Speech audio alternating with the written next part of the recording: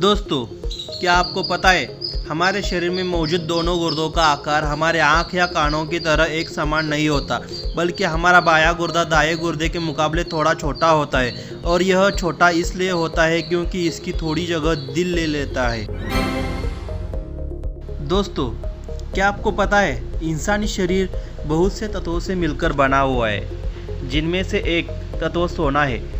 एक औसतन 70 किलोग्राम के इंसान के शरीर में 0.2 मिलीग्राम तक सोना मौजूद होता है, लेकिन इस सोने को इंसानी शरीर से निकाला नहीं जा सकता है।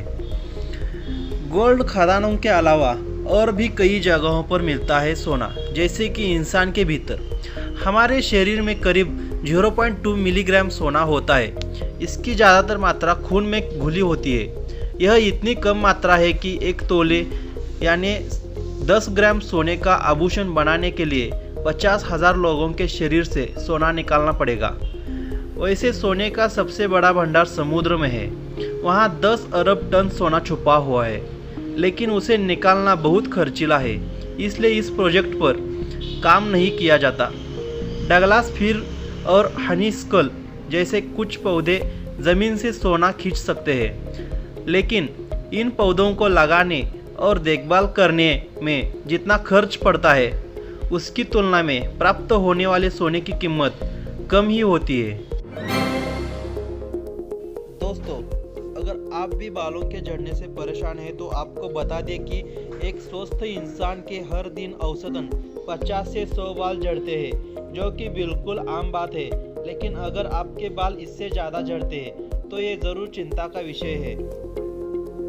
आमतौर पर यह माना जाता है कि 50 से 100 बाल रोजाना झड़ते हैं। हजारों लाखों बालों में 50-60 बालों का गिरना कोई परेशानी की बात नहीं है। जो बाल गिर जाते हैं उसके जगह दूसरे बाल आ जाते हैं और ये चक्र चलता रहता है। लेकिन जब इस चक्र में समस्या उत्पन्न होने लगती है और गंजेब होने की नौबत आ जाती है, तब सोचने पर मजबूर होना पड़ता है कि क्या बालों की ये स्थिति सामान्य है। अक्सर ये देखा जाता है कि बालों में हाथ देने भर की देर होती है और मुट्ठियों में ये झड़ने लगते हैं, या कोई भी दवा या घरेलू नुस्खा सही तरह से काम नहीं कर रहा है, तो बिना देर किए तुरंत डर्माटोलॉजिस्ट के संपर्क में करना चाहिए। ये सच है कि बालों के स्वस्थ रहने के पीछे सेहतमंद रहन सहन, खान पान, शारीरिक सक्रियता सब कुछ ज़रूरी होता है, लेकिन कभी कभी आपको अनजाने कोई बीमारी शरीर में अपना घर बसा लेती है, जिसके कारण बालों का झड़ना, कमजोरी, बदन दर्द जैसी परेशानियां होने लगती है। लेकिन इन सामान्य या आम लक्षणों के पीछे भयानक बीमारी के होने का भी संकेत हो सकता है, जैसे थायराइड, अवसाद, तनाव, पॉलीसिस्टिक ओवरियन सिंड्रोम आदि। दोस्तों, हमारे हाथों में बीच की उंगली के नाखून सबसे तेजी से बढ़ते हैं, जबकि हमारे पैरों के नाखून हाथों के मुकाबले 4 गुना धीमी गति से बढ़ते हैं। मतलब अगर हमारे हाथों में नाखून 10 दिनों में 1 सेंटीमीटर बढ़ते हैं, तो पैरों के नाखून 40 दिनों में 1 सेंटीमीटर बढ़ेंगे। नाखून हमारे शरीर का बहुत छोटा मगर बहुत महत्वपूर्ण हिस्सा है। इनके बारे में कई ऐसे बातें हैं जो हम में से कम लोग जानते हैं। ये फैक्ट्स इसकी संरचना, आकार, प्रकार के साथ ही इसकी ग्रोथ से जुड़े हुए हैं। जानकर आश्चर्य होगा कि उंगलियों के नाखून हर महीने लगभग 3.5 मिलीमीटर तक बढ़ जाते हैं। अगर आप सीधे हाथ का इस्तेमाल करते हैं तो गौर करें, उस हाथ का नाखून ज़्यादा बड़ा हुआ नजर आएगा।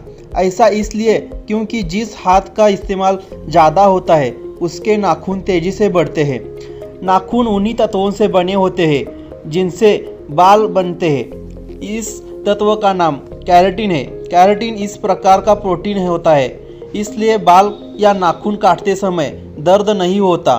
पुरुषों के नाखून महिलाओं की तुलना में तेजी से बढ़ते हैं। नाखून में सेंसेशन नहीं होता। नाखून का बढ़ना पोषण और उम्र पर निर्भर करता है। नाखून त्वचा से जुड़ी 10% समस्याओं का कारण बनता है। दुनिया के सबसे प्रसिद्ध बोर्ड्स में से एक सांप और सीढ़ी खेल का आविष्कार भारत में हुआ था और इसे पुराने समय में मोक्षपट्टम भी कहा जाता था। सांप सीढ़ी का खेल बोर्ड पर खेला जाने वाला खेल है। ये खेल बच्चों में बहुत लोकप्रिय है। इसका आविष्कार भारत में हुआ था। भारत में इसे मोक्ष पातम या परम पादम या ज्ञान चौपड़ कहते थे। पहले इसका उपयोग बच्चों को हिंदू धर्म में मूल सिद्धांतों की शिक्षा देने के लिए किया जाता था। अंग्रेज़ों ने इसे स्नेक्स एंड लेडर्स नाम देकर दिया।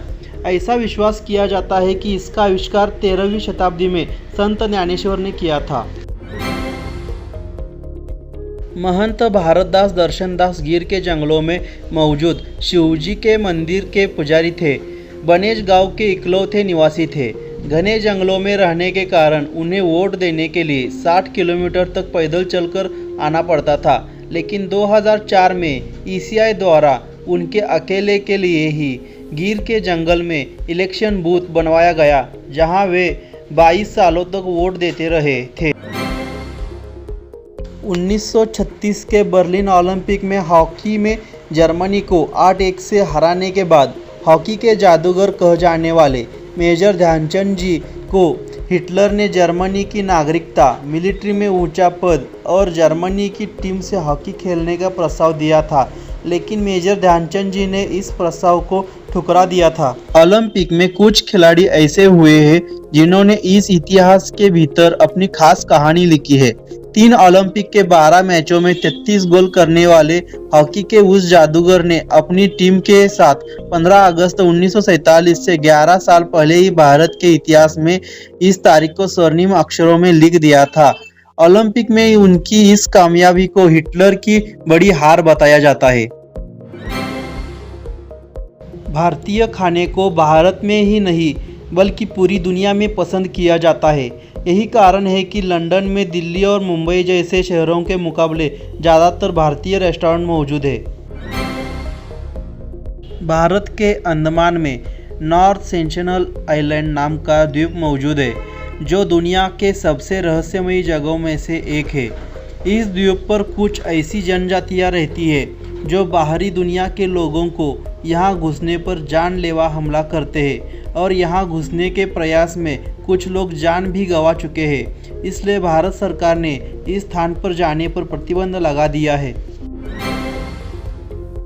जयपुर के जयगढ़ जिले में जयबान यानी जयवाना नाम का एक तोप रखा गया है, जिसे 1720 में बनाया गया था और ये उस समय का सबसे बड़ा तोप था।